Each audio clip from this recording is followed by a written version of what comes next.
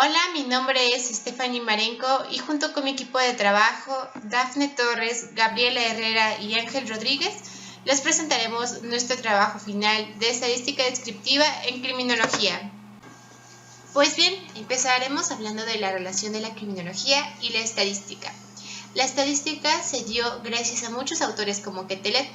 De esta manera podemos aplicar la estadística a problemas sociales, ya que como él mencionaba en su obra de la física social, podemos mencionar dos conclusiones fundamentales. La primera es que el delito es un fenómeno que puede conocerse y determinarse estadísticamente. Y el punto número dos, que los delitos se cometen año con absoluta regularidad y precisión. De esta manera podemos aplicar la estadística en la criminología. En las estadísticas criminales pueden originarse diversas fuentes, entre ellas son la estadística policial, la estadística judicial y la estadística penitenciaria. La estadística policial es aquella que recoge y compila la policía. Sus datos abarcan delitos y contravenciones que son tomados en intendencias o comisarías y servicios de investigaciones, entre otros. La estadística judicial es la que proporciona a los jueces y magistrados penales del país de acuerdo con los procesos indicados y las providencias dictadas en su desarrollo. Estadística penitenciaria. Compila los datos relacionados con la población reclusa del país, distingas en ella los sindicatos de los sentenciados, las diversas categorías de delitos que se les imputa, el sexo, edad, procedencia y demás aspectos personales de los presos. Por eso, elegimos el tema de los delitos sexuales, ya que es una conducta antisocial que afecta a miles de personas diariamente. Los delitos sexuales aumentan un 185% en el estado de Puebla. Con base a la revisión realizada por e-consulta, se pudo detectar que los delitos sexuales fueron los que mayor porcentaje aumentaban, pues en los últimos 5 años hicieron un 185.9%. Entre enero y diciembre de 2015, el Sistema Nacional de Seguridad Pública registró un total de 699 delitos sexuales, en los cuales se encuentra abuso sexual, acoso, hostigamiento, violación simple y equiparada. Sin embargo, el 2019 cerró con 1.999 casos de este tipo, lo cual representa casi el triple de los ilícitos cometidos hace 5 años en la entidad, calificados dentro de esta categoría. En los últimos 5 años han ocurrido delitos que no fueron denunciados. A esto se les conoce como cifra negra. Estos afectan a un gran número de la población. Gradualmente han disminuido, gracias a que las víctimas ahora deciden denunciar y no callar ante estos delitos, logrando así obtener estas cifras. Las tablas de frecuencia son herramientas de estadística donde se colocan los datos en columnas representando los distintos valores recogidos en la muestra y las frecuencias las veces en que ocurren. Les presentamos la tabla de frecuencias de delitos sexuales cometidos en Puebla entre 2015 y 2019. Datos. Son los valores de la muestra recogida en el estudio estadístico como valores de la variable. Son los diferentes valores que toma la variable en el estudio. Si es cualitativa, podría ser nominal u ordinal, y en caso de ser cuantitativa, puede ser discreta o indiscreta. En este caso, nuestra variable es de tipo cuantitativa discreta. Frecuencia absoluta. Estos son el número de variables con el que se representan cada uno de ellos. Se llamará frecuencia absoluta y a la sumatoria total se le llamará n. Frecuencia relativa. Es la proporción de veces que se repite un determinado dato y es la división entre la frecuencia absoluta entre n. Nuestro primer resultado es 0.1208 y se hace lo mismo con los siguientes. Debemos obtener el resultado de uno o un aproximado. En este caso, nuestro total fue de 0.9998. Frecuencia porcentual. Es el porcentaje de elementos que pertenecen a una clase o categoría. Se puede calcular rápidamente multiplicando la frecuencia relativa por 100 y el resultado es 12.08%. El resultado final de la suma de toda la columna debe de ser 100% o un aproximado a este. La suma total fue de 99.98%. Frecuencia absoluta acumulada. Es la cantidad de veces que aparece el valor en el estudio. El primer espacio se debe dejar vacío, representando a 0, y en el segundo se debe colocar la primera cantidad de la frecuencia absoluta, en este caso 699, y así se debe sumar cada uno de los resultados con el resultado anterior. Por ejemplo, 699 más 767 igual a 1466. El resultado final y total debe de ser la misma cantidad que n. En nuestro caso es de 5783. La gráfica de pastel es un recurso estadístico que se utiliza para presentar porcentajes y proporciones. Es circular y suele contener más de 4 espacios.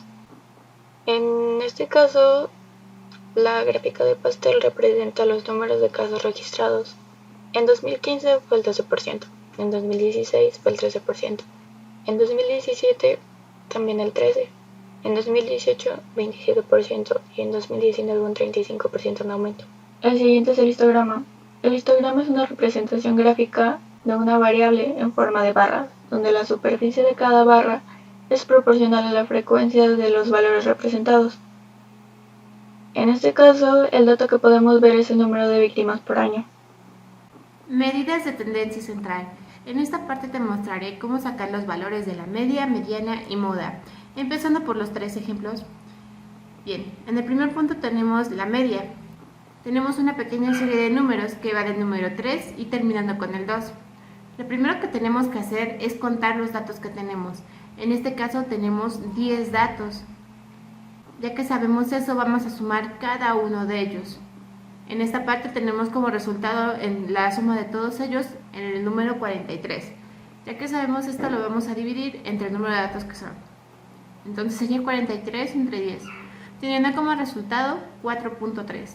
Pasando a la moda, tenemos igualmente una pequeña serie de datos.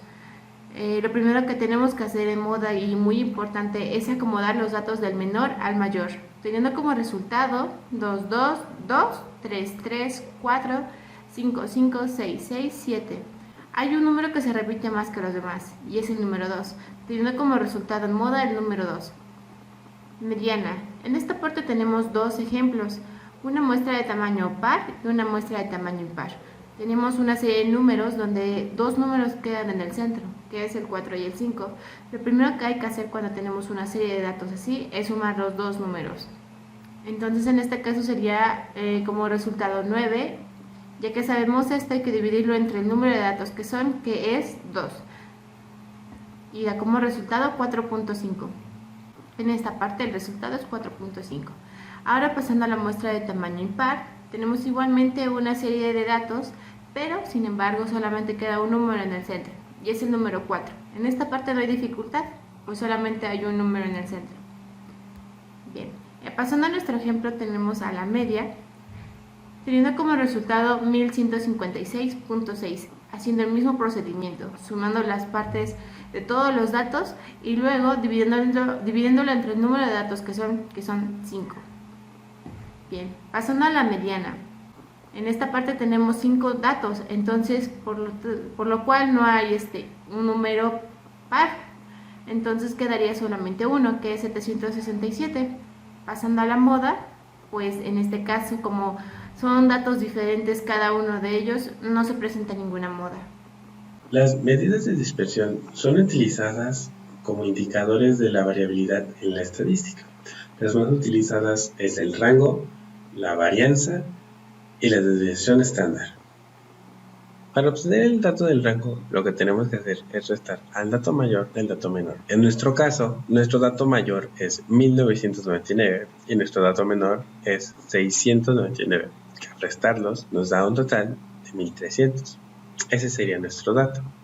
La varianza es un conjunto de observaciones en el promedio de los cuadrados de las desviaciones de las observaciones respecto a su media formalmente. Su fórmula es el valor de x1 menos la media al cuadrado más el valor de x2 menos la media al cuadrado, y así sucesivamente hasta poner todos los valores que se tienen sobre el valor de n menos 1. En base a nuestro ejemplo que tenemos, o a nuestro problema lo presentamos, tenemos que nos da un total de 1.085.196.08 sobre n, que vendría siendo 5.783 menos 1, que sería 5.782, nos da un total de 187.68. La desviación estándar es una medida de variabilidad de un conjunto de datos. Se calcula sacando la raíz cuadrada de la varianza. Nos indica cuánto tiene que alejarse los datos del promedio. La desviación estándar se representa como S igual a raíz cuadrada de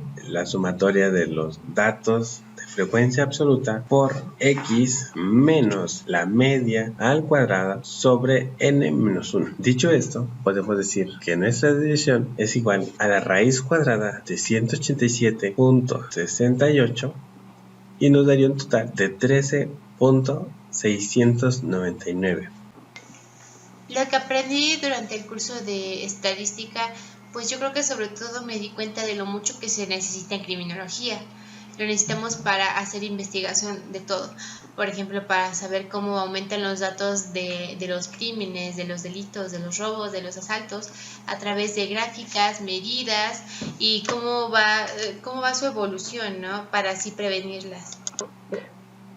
Aprendí que la estadística es una base para todas las ciencias, en especial la criminología. Tiene diversas utilidades como prevención del delito, índices de criminalidad y tipos de delitos en diferentes lugares.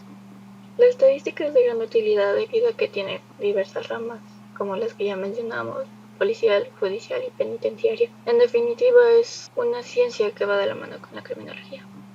Personalmente creo que me llevo un buen aprendizaje de la materia de estadística, pues he aprendido a aplicar la estadística en datos sobre delitos, datos sobre víctimas, datos sobre delincuentes, obtener cifras, aprender a leer las gráficas, barras, tablas e incluso aprender a sacar las medidas, ya sea el promedio, ya sea la mediana o la moda.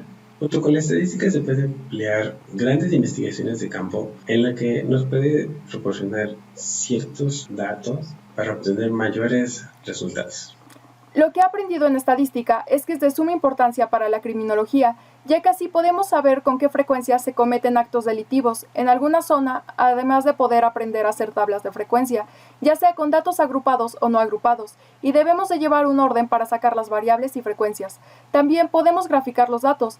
Entendí que la estadística tiene que ver en las diferentes carreras, pero en criminología nos ayuda para sacar diferentes variables que necesitamos.